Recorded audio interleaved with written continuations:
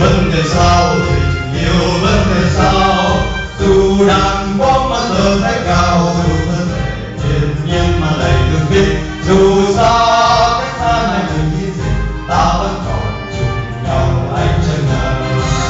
Một tiếng chim thơ, một làn gió thổi, một tối mai xuân dịu ngọt là biết thế trời xanh sao xưa ở trên đầu ta anh hoa tặng nhau. Ôi trái tim Việt Nam như mặt trời chiếu giờ thấy khi hai người thấy chừng sang ngàn năm ngàn năm. Cuộc đời sao dù đàn bóng mà giờ thấy cao, dù thân thể thiên nhiên mà đầy thương thích, dù xa cách mai cả đường chi gì ta vẫn còn chung nhau một ánh trăng ngời.